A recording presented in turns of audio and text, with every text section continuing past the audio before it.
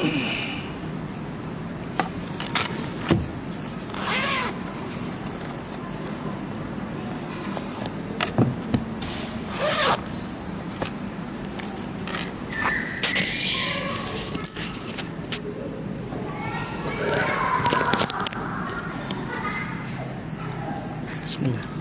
Bismillah.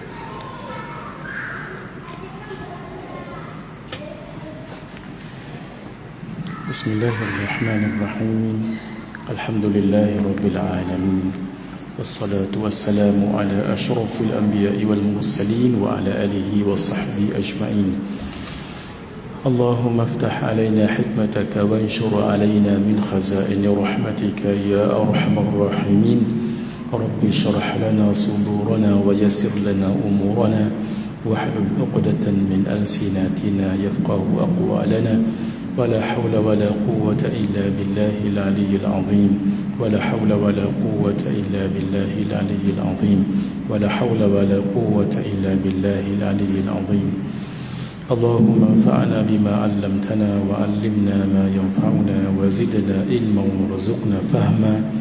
نسألك فهم النبيين وحفظ المرسلين وإلهام الملائكة المقربين واهدنا بهداية العارفين وانشر علينا من خزائن رحمتك يا أرحم الراحمين. وصلى الله على سيدنا محمد وعلى آله وصحبه أجمعين والحمد لله رب العالمين. خير ما أحييكم به تحية الإسلام وتحية الإسلام السلام. Assalamualaikum warahmatullahi wabarakatuh. Wa marhaban bi wasiyati Rasulillah sallallahu alaihi wa alihi wa sahbihi wa baraka wa sallam. Ila hadratin Nabi al-Mustafa Rasulillah sallallahu alaihi wa alihi wa sahbihi wa baraka wa sallam. Wa ila kafatil anbiya'i wal mursalin wal malaikati al-muqarrabin wa ila alihi at-tayyibin at-tahirin وأصحابه الأكرمين والتابعين وتابعيهم وإلى جميع أولياء الله الصالحين والشهداء والعلماء والفقهاء والمحدثين وإلى سائر مشايخنا ومشايخ مشايخنا وأهل أسانيدنا وسلسلاتنا وإلى أرواح أموات المسلمين وإخواننا الحاضرين والغائبين وخصوصا إلى روح الإمام الغزالي رحمه الله وإلى روح الإمام الحبيب عبد الله بن علوي الحداد رحمه الله وإلى روح صاحب هذا الكتاب الشيخ عبد القادر بن عبد المطلب الإندونيسي رحمه الله وإلى شيخنا والجروح حاجي صالح بن موسى القداحي وإلى شيخنا كياي حاجي عبد الرحيم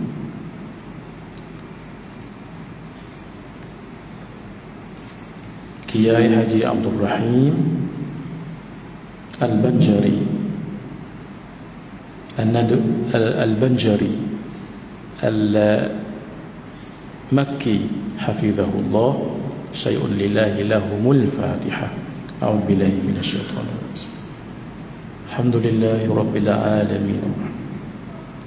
Iyyaka na'budu wa iyyaka nasta'in. Ihdinas siratal mustaqim. صراط الذين أنعمت عليهم غير المغضوب عليهم ولا الضالين. نوينا التعلم والتعليم والتذكر والتذكير والنفع والانتفاع والإفادة والاستفادة والحث على التمسك بكتاب الله وسنة رسوله صلى الله عليه وآله وصحبه وبارك وسلم والدعاء إلى الهدى والدلالة على الخير ابتغاء وجه الله ومرضاته وقربه وثوابه. Alhamdulillah, kita sambung pengajian kitab Qalbun Salim pada muka surat 117, iaitu footnote number 148. Bismillahirrahmanirrahim. Kepentingan menyambung tali Silatul Rahim. Silatul Rahim itu berasal daripada perkataan silah. Silah maksudnya sambung. Ar-Rahim iaitu rahim, persaudaraan.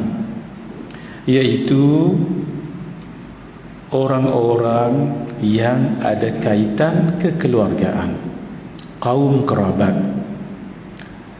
Itu yang disebut silaturrahim. Adapun dengan kawan-kawan, teman-teman, jiran-jiran, orang lain, itu tidak disebut silaturrahim. Itu disebut hubungan baik, begitu sahaja. Yang kita nak bicarakan malam ini adalah seseorang yang mempunyai hubungan kekeluargaan. Dan yang paling penting dalam silaturahim ini adalah kedua ibu dan bapa. Barulah yang lain-lain, abang, adik, pak saudara, datuk, nenek dan seterusnya. Ini yang kita nak bicarakan dalam silaturahim. Adapun orang yang tidak ada hubungan darah, maka itu perbicaraan lain. Ini khusus untuk hubungan dalam kekeluargaan. Apa pentingnya? Pertama sekali, untuk masuk ke syurga. Masuk ke syurga dengan ibadah, solat, zakat, puasa, haji, ya. Tetapi ada juga jalannya. Apa dia?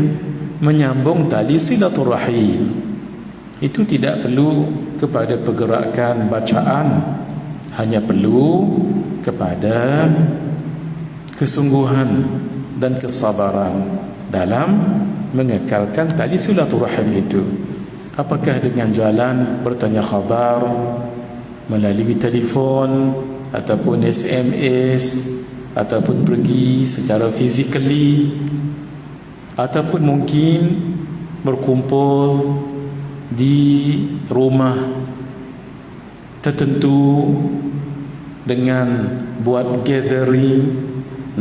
Itu juga disebut cara untuk menyambung tali silaturahim.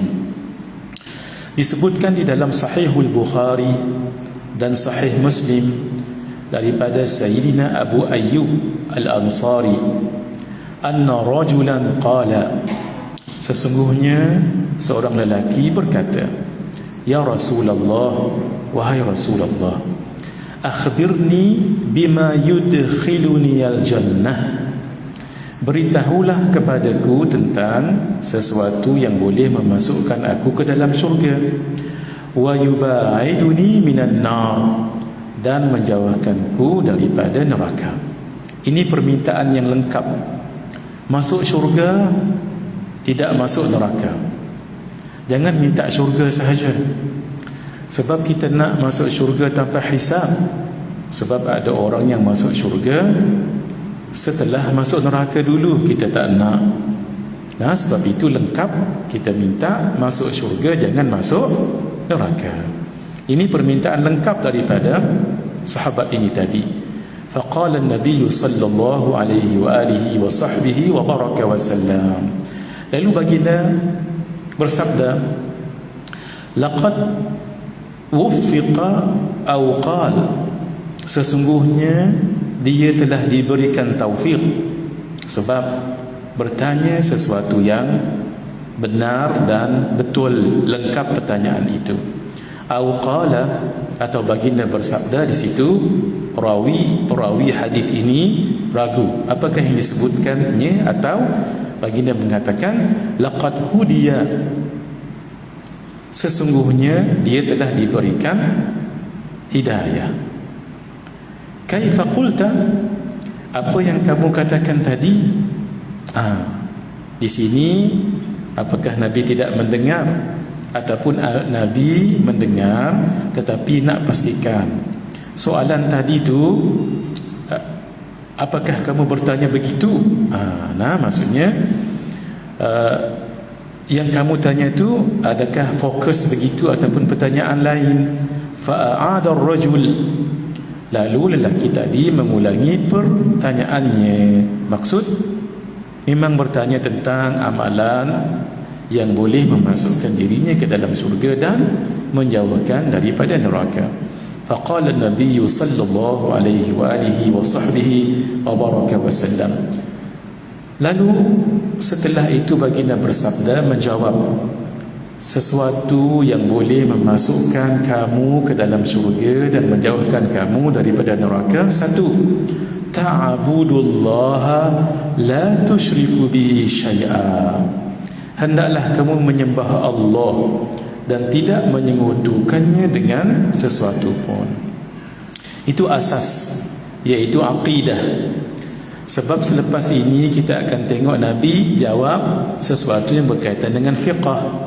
Maka menjadi asas untuk diterima ibadah itu, muamalah itu, mestilah akidah yang benar.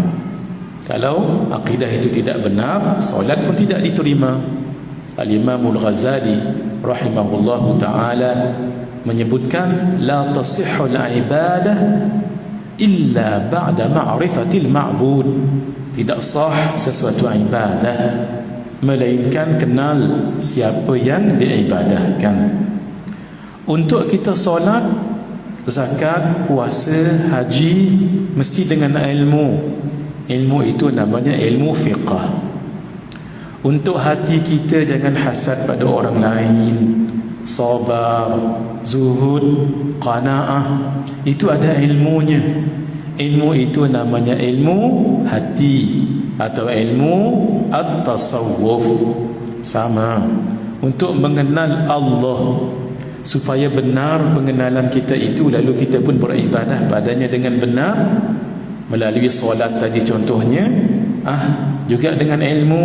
Ilmu itu namanya ilmu aqidah, ilmu fiqh, ilmu tauhid.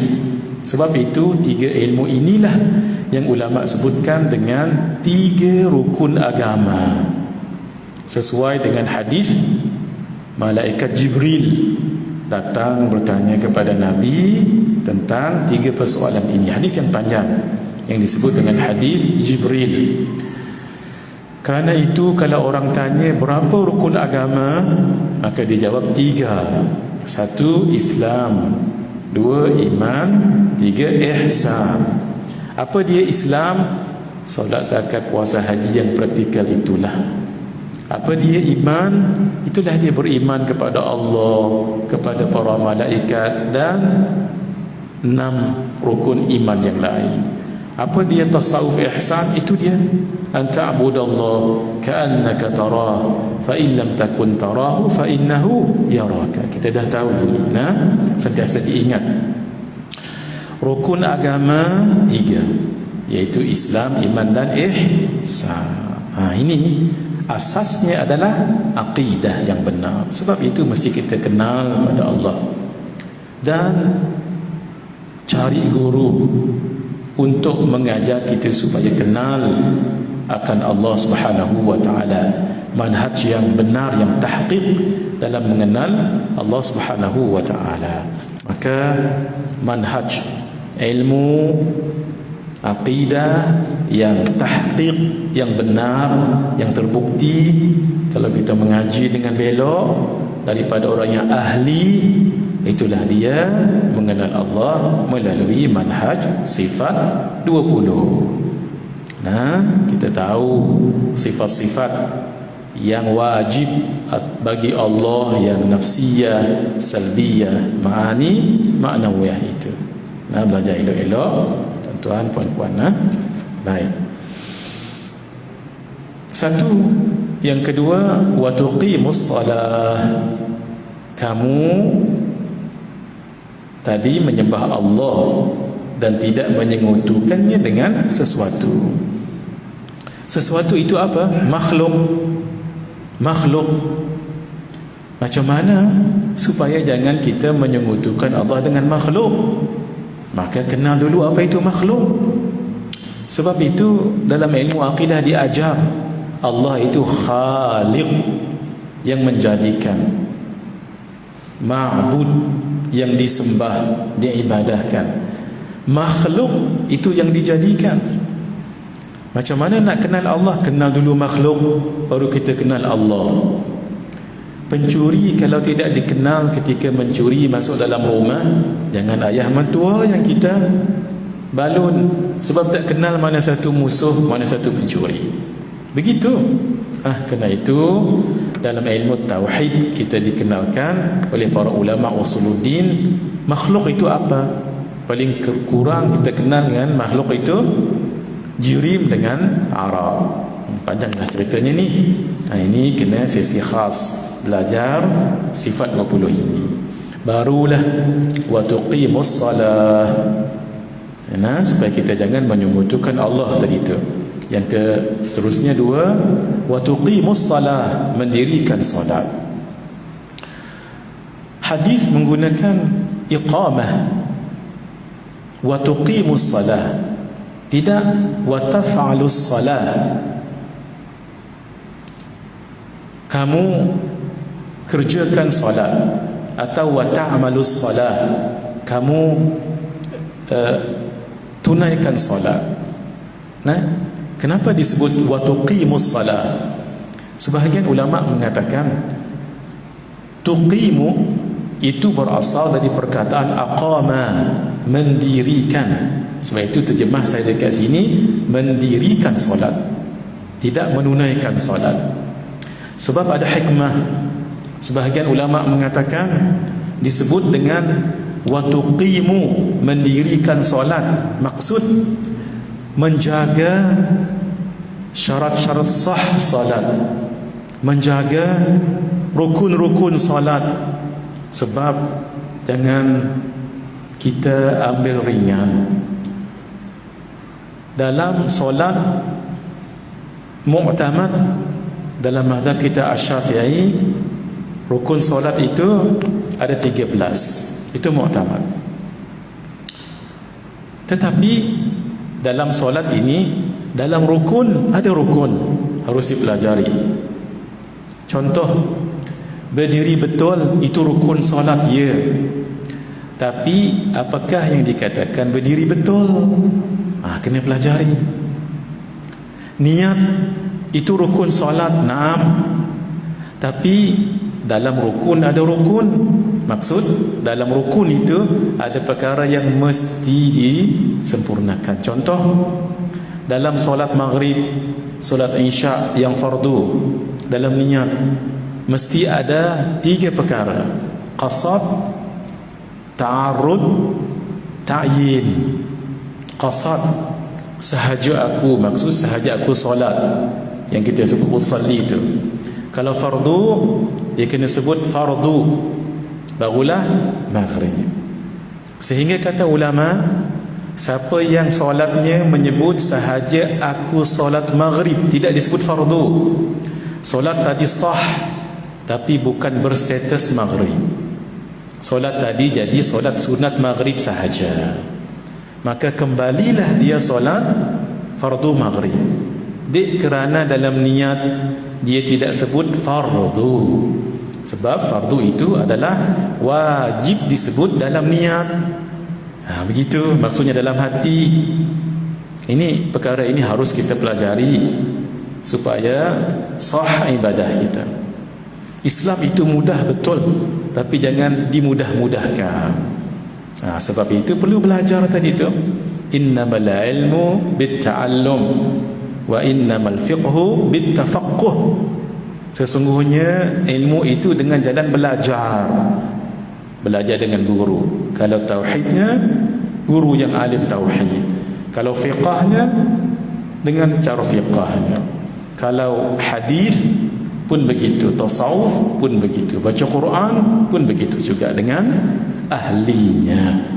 Jangan mudah kita rasa mudah begitu sahaja. Tidak, ada tuntutannya. Sebab itu kata Al-Imam Ibn Ruslan dalam kitabnya Az-Zubad, faman bighairi ilmin ya'malu fa'amaluhu mardudatun la tuqbalu.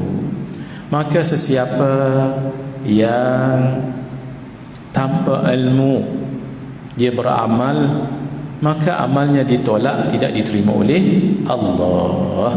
Kerana itu pelajari sama-sama bab solat. Yang kedua, kenapa disebut tuqimus salah, mendirikan solat, tidak mengerjakan solat, tidak menunaikan solat, walaupun penggunaannya betul, tapi yang lebih tepat mendirikan solat. Sebab satu tadi dijaga syarat sahnya, dijaga rukun-rukunnya dan lain-lain. Yang kedua, solat itu selalu didirikan. Aqama maksudnya istiqamah. Istiqamah maksudnya berterusan. Berterusan macam mana? Memang sehari semalam paling kurang kita dirikan 5 waktu sehari semalam. Tak termasuk dengan rawatib, tak termasuk dengan nawafil. Itu hikmah kenapa disebut tuqimu yang kedua. Yang ketiga, ini dari segi ulama sufi, falsafah yang kita bawa dalam solat itu hendaklah sentiasa kita bawa, bukan hanya dalam solat tetapi di luar solat. Umpama dalam solat kita concentrate, ingat hati kita pada Allah, demikian di luar solat. Apa maksud? Ketika kita bersama dengan keluarga, ingat Allah, jangan lakukan perkara yang melanggar syariat. Itu maksudnya. Tak semestinya berzikir sentiasa. Itu memang ada orang yang berzikir dawam sebegitu. Mungkin makam kita tak boleh, tetapi tetap kita jaga pantang larang dalam agama. Itu juga namanya ingat Allah. Ingat Allah tidak semestinya hati Allahu Allah, walaupun ia salah satu maksud ingat Allah sentiasa. Tetapi untuk orang yang awam nak ingat hatinya kepada Allah sentiasa mungkin agak payah, sebab dia masyghul dengan dunia. Tetapi pastikan every second, setiap saat dalam kehidupan, perkara itu taat dan bukan maksiat. Macam sekarang tuan-tuan ini ingat Allah ni, walaupun tuan-tuan mulut tidak berzikir, sebab saya sedang mengajar sekarang ini, tidak juga membaca Quran, itu sebagai adab. Tapi kan duduk mendengar, mengantuk tak mengantuk itu cerita lain, tidur mimpi itu cerita lain, faham tak faham cerita lain. Tapi ini dikira sebagai zikrullah juga dalam salah satu penafsirannya, begitu ya. Jadi maksud ini kan diajar dalam solat, itu yang kita bawa sentiasa sehingga jumpa solat lagi. Itu 3 huraian ulama apa maksud iqamah, mendirikan solat. Yang ketiga, wa tu'tiyaz zakah, dan kamu membayar zakat. Zakat di sini termasuklah zakat harta, zakat diri, zakat perniagaan dan tumbuh-tumbuhan, binatang dan lain-lain. Wa tasilu dza rahimik, dan kamu menyambung silaturahim. Ini tadi. Menyambung tadi silaturahim, maksud kekeluargaan kita. Falamma adbar, ketika lelaki tadi pergi setelah dengar jawapan Nabi SAW, tengok baginda sebut tak banyak. 1, beribadah pada Allah, jangan syirik padanya. 2, mendirikan solat. 3, menunaikan zakat. Mana pergi puasa dengan haji. Orang yang kalau dia menyembah Allah, tidak syirik padanya, sudah pasti dia akan tahu dia ni hamba Allah. Bila dia tahu hamba Allah, dia tahu kewajipan dia. Kewajipan dia bukan hanya solat, zakat, juga yang lain. Apa dia? Puasa, haji dan lain-lain. Sebab itu tidak disebut di sini. Kenapa? Lazim disebut. Lazim, talazum. Kalau dia tahu dia ini hamba Allah, maka dia tahu tanggungjawabnya pada Allah. Antaranya rukun Islam yang 5 itu. Sebab itu tidak disebut di sini siyam ataupun puasa dan haji, tapi disebut wa tasilu dza rahimik, kamu menyambung silaturahim. Kalau dalam bahasa Melayu kita ni terjemah tali silaturahim, maksudnya kekeluargaan. Setelah lelaki tadi pergi, qala Nabi sallallahu alaihi wasallam, lalu baginda pun bersabda, in tamassaka bima amartu bihi dakhalal jannah, jika dia melaksanakan apa yang aku perintahkan tadi, pasti dia akan masuk syurga. Ini Masya Allah mudah masuk syurga dengan mempraktikkan tadi itu. Jadi jaga-jaga dengan tali silaturahim. Jangan sampai putus, dan jadikan ia satu jalan untuk kita masuk syurga Allah Subhanahu wa taala. Bukan payah mana.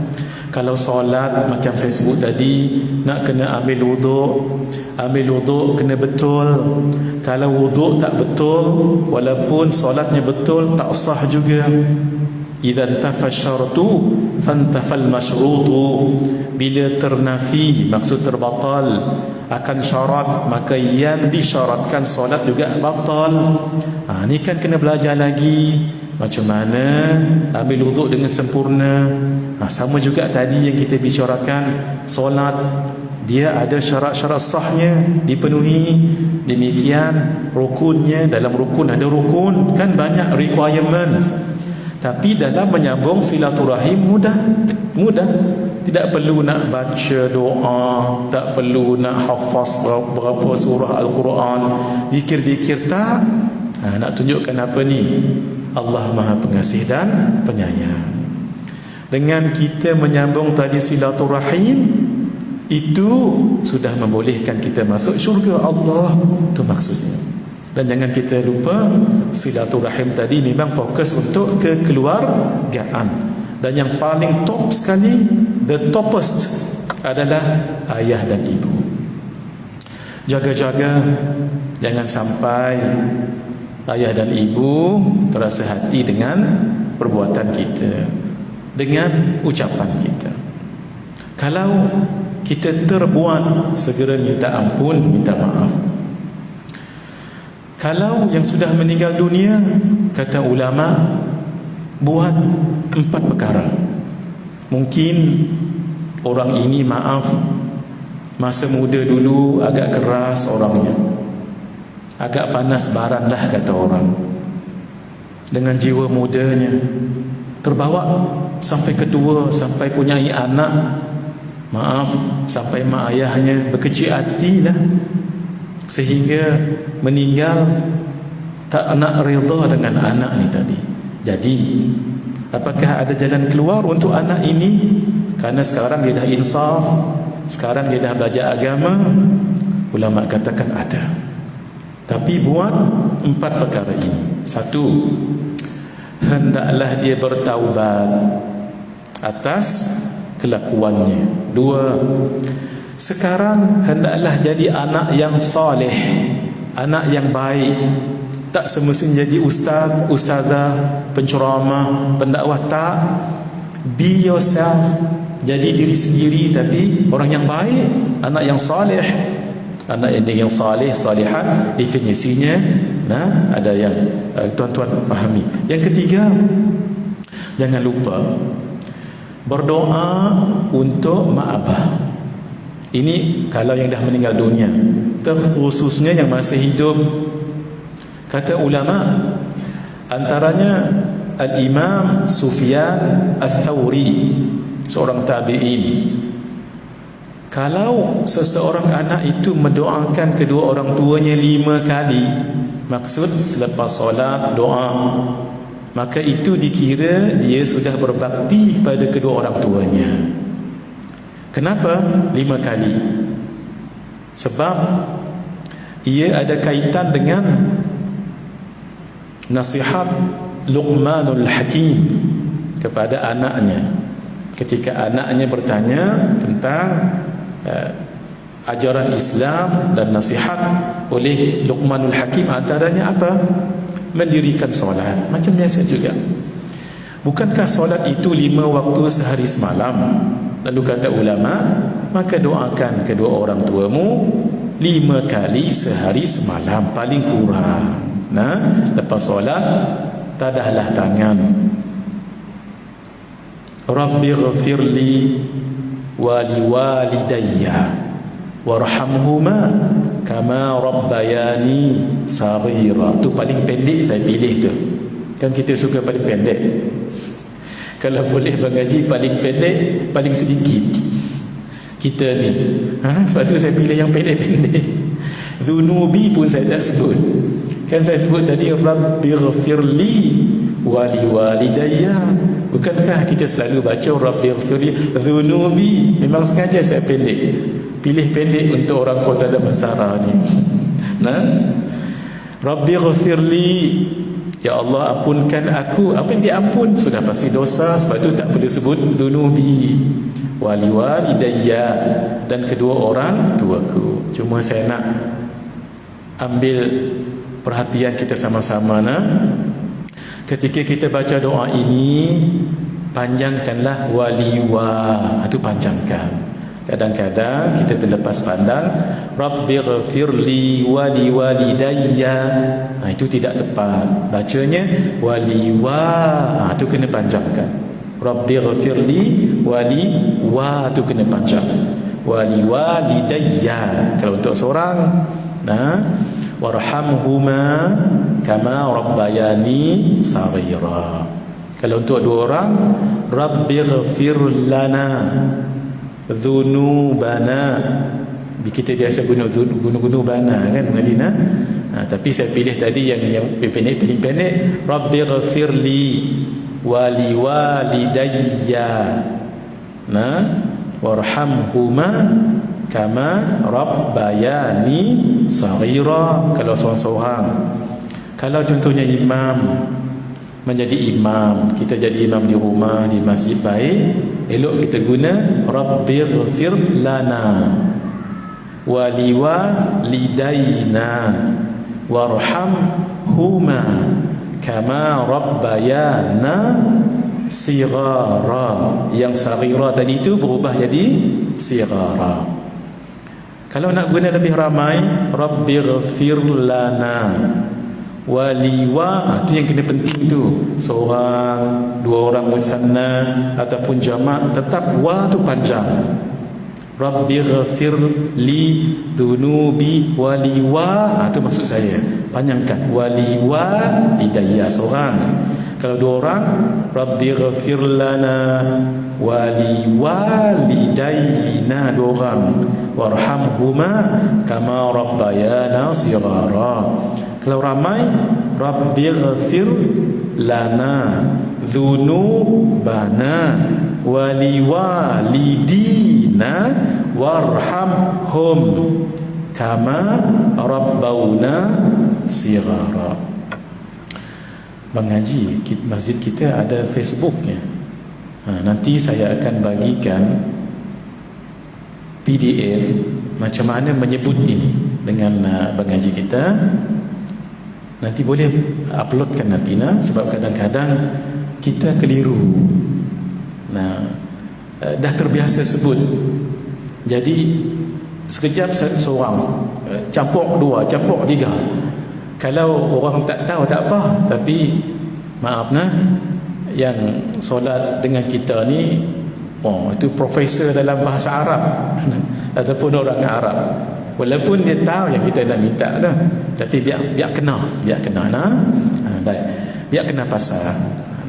Jadi kembali tadi, Al-Imam Al-Thawri kata, kalau kita doa untuk mak abah 5 kali, maksud setiap lepas solat sekali kita doa macam tadi itu sudah memadai untuk menjadikan kita birran liwalidayhi, orang yang berbakti kepada kedua orang tuanya. Saya sebut tadi, kalau mungkin pelanjur kita di masa muda dulu sampai mak abah berkecil hati dan meninggal mereka pun, apakah ada jalan untuk diampunkan kita oleh Allah? Ya, ada jalannya. Satu tadi apa? Bertaubat. Dua tadi, jadi anak yang saleh. Yang ketiga sekarang kita bahaskan, berdoa untuk keduanya setiap kali lepas solat. Kata ulama, untuk lebih bagus lagi, biar banyak lagi kita berdoa. Sebab ada dalam hadis menyebut, mak dan abah ketika meninggal dunia terkejut sebab maqam, kedudukan mereka dinaikkan oleh Allah, sampai mereka terkejut. Kenapa dinaikkan sebegini? Lalu dikatakan kepada keduanya, ini kerana doa pengampunan yang dipohon oleh anakmu kepada kamu berdua. Jadi mengambil apa yang ada dalam hadis ini, setiap kali anak berdoa untuk kedua orang tuanya, maka kedua orang tuanya dinaikkan maqam oleh Allah. Sama ada mak abah itu masih hidup, terlebih lagi setelah meninggal dunia, inilah masa kita berbakti dan tolong. Setiap kali kita doa, maqam mereka dinaikkan. Tadi kan kita cerita paling kurang 5 kali. Sekarang kata ulama tidak salah banyak kali. Sehingga ada para alim ulama mengatakan sebegini. Ini tak ada dalam hadis, tetapi ini adalah isyarat daripada para alim ulama dan bagus kita amalkan. Apa? Setelah kita mendengar azan, habis azan itu, la ilaha illallah, kita jawab macam biasa. Kemudian sebelum kita berdoa azan, baca dulu salawat. Allahumma salli ala sayyidina Muhammad abdika wa rasulika nabiyil ummi wa ala alihi wa sahbihi wa sallim. Itu salawat al-ummi, salawat yang paling pendek. Allahumma salli ala sayyidina Muhammad wa ala ali sayyidina Muhammad. Baru kita angkat baca doa. Allahumma rabb hadhihi ad-da'wati at-tammati was-salati al-qa'imah آت سيدنا محمدا الوسيلة والفضيلة والدرجة العالية الرفيعة وابعثه المقاما محمودا الذي وعدته إنك لا تخلف الميعاد. Baru kita doa. Saya pilih yang paling pendek tadi. Rabbi ghfirli wa liwalidayya, Rabbi ghfirli wa liwalidayya, Rabbi ghfirli wa liwalidayya, Rabbi ghfirli wa liwalidayya, Rabbi ghfirli wa liwalidayya. 5 kali. Baru sambung warhamhuma kama rabbayani saghira. Ini khas lepas adhan. Khas lepas adhan. Kalau nak panjang baca yang biasa. Rabb Allahumma ghafirli dhunubi wa liwalidayya, Allahumma ghafirli dhunubi wa liwalidayya. 5 kali. Baru warhamhuma kama rabbayani saghira. Itu antara yang boleh kita amalkan. Ini panduan daripada ulama. Tambahkan ilmu. Dan apa salahnya kita berdoa, sebab itu kan waktu-waktu yang mustajab. Boleh tadi. Paling bagus kita gunakan mufrad. Itu yang kita guna Rabbi ghafirli tadi, itu supaya lebih touching. Baca 5 kali. Rabbi ghafirli dhunubi wa liwalidayya, Rabbi ghafirli dhunubi wa liwalidayya 5 kali. Baru warhamhuma kama rabbayani saghira. Barulah kita solat sunat. Baik, itu dibuat setiap kali selepas adhan. 5 kali adhan, 5 kali kita buat. Maksudnya 25 kali. Tak termasuk yang selepas solat. Kita azan dulu. Sekejap lagi saya akan sambung sampai hampir pukul 9 insya-Allah.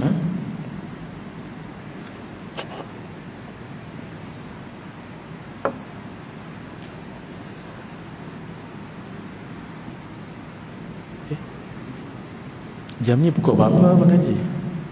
Mana yang betul? Betul? 3 minit lagi. Saya ingat jam ni tadi.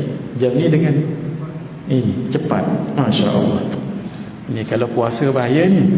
Boleh batal puasa ni. Masya Allah. Kalau sahur tak apa mengaji. Ala kulli hal, kita sambung dulu 2 minit. Bismillahirrahmanirrahim. Ya Allah, mudahnya masuk syurga. Tadi tak ada apa, tak ada bacaan, tak ada surah, tak ada apa. Modalnya satu je, apa dia? Berlapang dada. Dan sambungkan tadi silaturahim dengan ahli keluarga.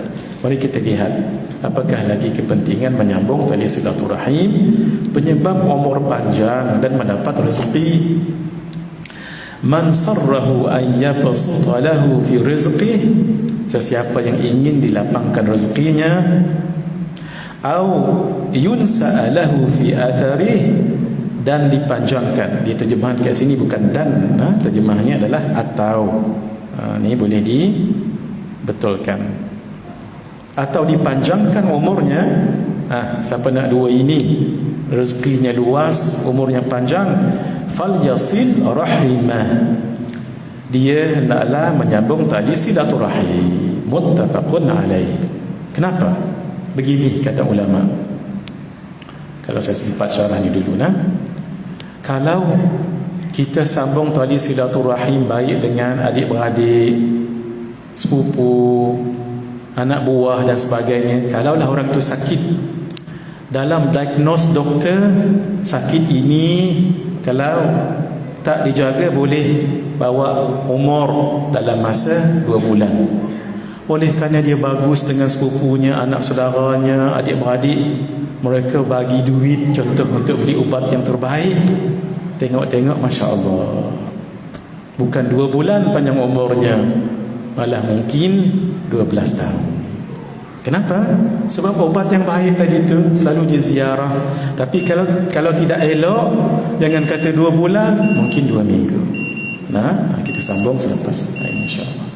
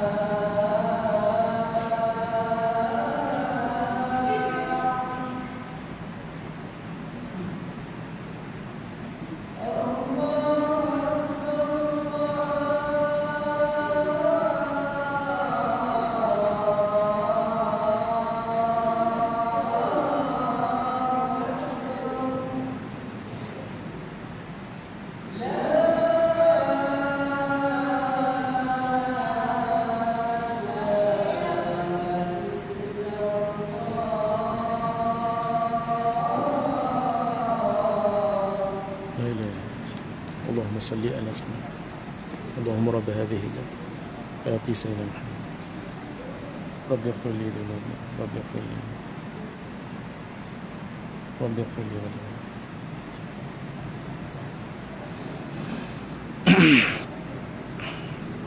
Bismillahirrahmanirrahim. InsyaAllah kita akan sambung sampai pukul 9 InsyaAllah. Tadi saya sebut untuk orang yang sudah meninggal kedua orang tuanya dan mungkin dia terlanjur berbuat sesuatu yang menyebabkan keduanya kecil hati dan sebagainya, apakah jalan untuk supaya diampunkan dosanya dengan satu, bertaubat, dua, jadi anak yang soleh, tiga, selalu mendoakan keduanya macam kita sebutkan tadi.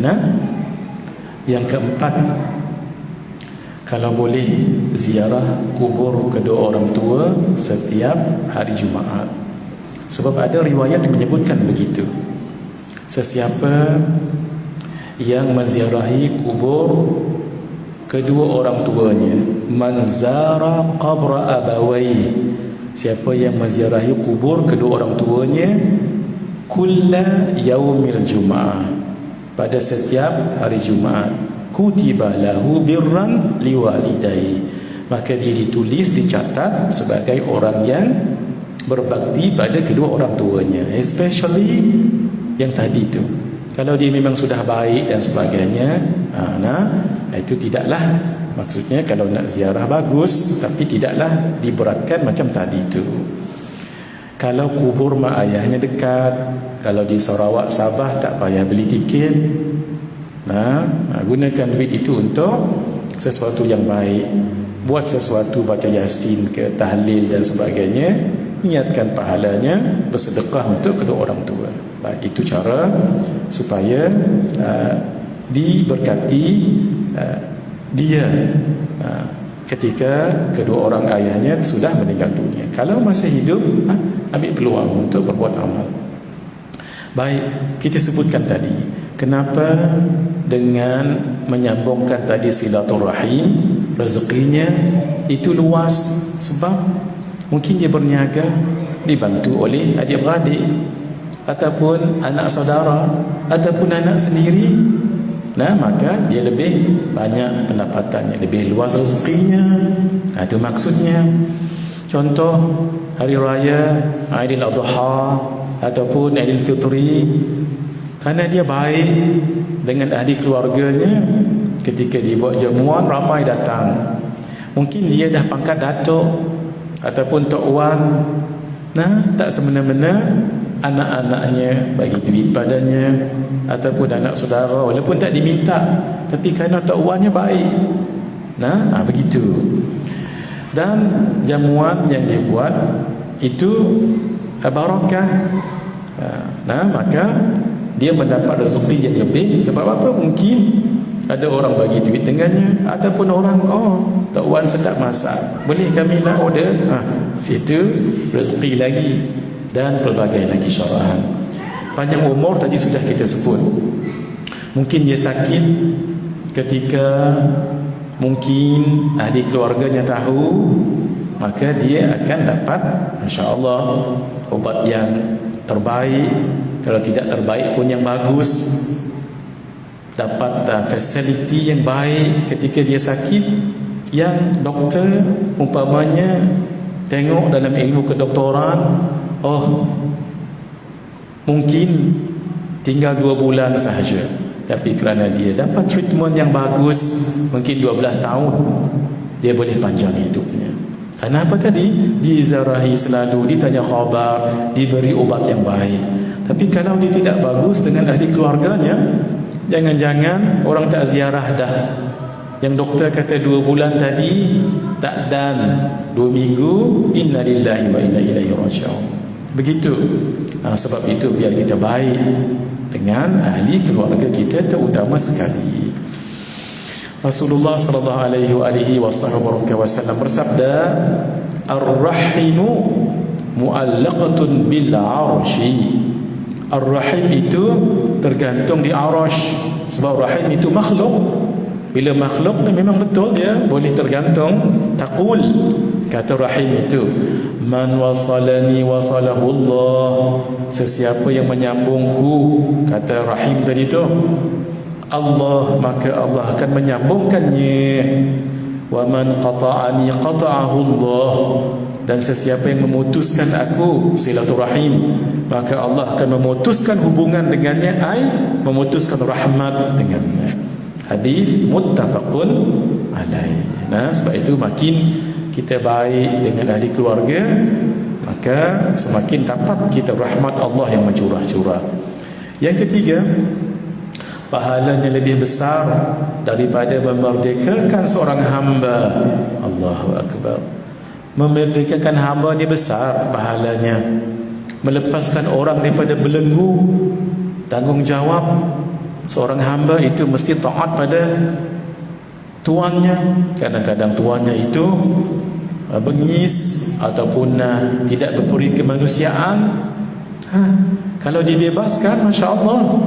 Sebab itu antara orang yang payah nak dilawan pahalanya Sayyidina Abu Bakar As-Siddiq radhiyallahu ta'ala anhu. Masya Allah. Beliau seorang saudagar yang kaya. Beliau gunakan hartanya untuk memerdekakan hamba-hamba pada zaman itu. Besar pahalanya, luar biasa. Tapi orang yang menyambungkan silaturahim, pahalanya lebih besar daripada memerdekakan hamba. Mana ada hamba lagi zaman moden ni? Orang gaji itu paling bagus disebut dengan pembantu. Itu paling bagus. Kenapa? Dia membantu urusan rumah kita. Itu yang paling bagus sekali. Siapa yang ada pembantu? Dalam hadis sahih Al-Bukhari daripada Maimunah Ummul Mukminin, beliau berkata, "Ya Rasulullah, wahai Rasulullah, asy'arta anni a'taqtu walidati?" Apakah Tuhan tahu yang aku telah memerdekakan hambaku? Qala, Nabi bertanya, "Awa fa'alti?" Apakah kamu telah melakukannya? Sebab membebaskan hamba pahalanya besar. Betul kamu lakukan tu? Qalat, dia menjawab, "Na'am, ya, saya lakukan itu." Lalu kata Nabi SAW, "Ama innaki law a'taitiha akhwalak kana a'zama li ajrik." Sekiranya kamu berikan hamba tadi tu kepada bapa-bapa saudaramu, khali ni bapa saudara sebelah mak. Kalau pak saudara sebelah bapa namanya ammu. Sebab itu orang Indonesia sebut om tu asalnya perkataan bahasa Arab, pak saudara sebelah pak. Kalau sebelah mak namanya khali. Ni kalau kamu tak lepaskan hamba tadi tapi bagikan kepada Allahumma salli ala Muhammad, pak saudaramu, maka itu lebih besar pahalanya. Kenapa tu? Sebab kalau dibagi kepada pak saudara itu seperti hadiah, maka seronok, dia senang hati dia. Itu menyambungkan tadi silaturahim, pahalanya lebih besar. Kita cerita tadi membebaskan hamba besar pahalanya, tapi menyambung tadi silaturahim tadi besar pahala. Tapi apa kena mengena dengan yang tadi ni? Kalau sangkut 3 kali ni saya berhenti. Kerana salah satu cara untuk kita buat baik pada pak saudara, hadiah. Apa hadiah?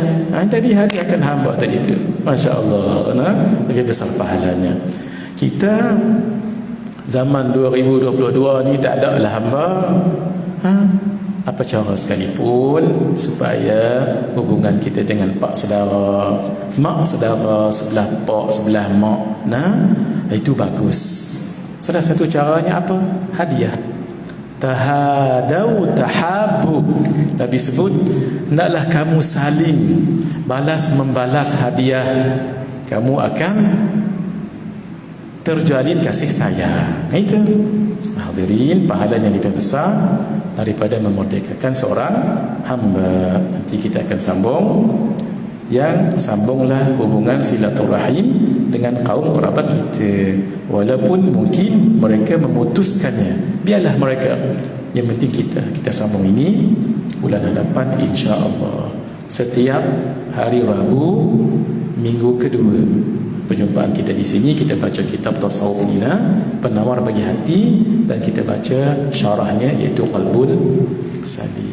Kita ulang kembali untuk mudah-mudahan kita ini ditulis oleh Allah sebagai anak yang berbakti pada orang tua, sama ada mereka masih hidup ataupun sudah meninggal dunia.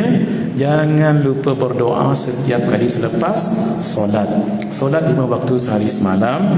Maka paling kurang kita berdoa 5 kali sehari semalam. Lebih bagus lepas setiap kali azan.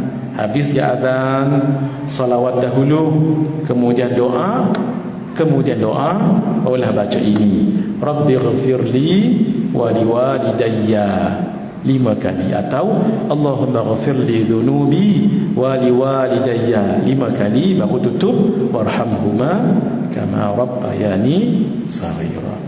Sallallahu ala sayyidina Muhammad wa ala alihi wa sahbihi ajma'in, walhamdulillahi rabbil alamin. Bismillahirrahmanirrahim. Alhamdulillahi rabbil alamin, wassalatu wassalamu ala asyrafil anbiya'i wal mursalin wa ala alihi wa sahbihi ajma'in. Allahumma inna nas'aluka ilman nafi'a wa rizqan tayyiba wa amalan salihan mutaqabbala.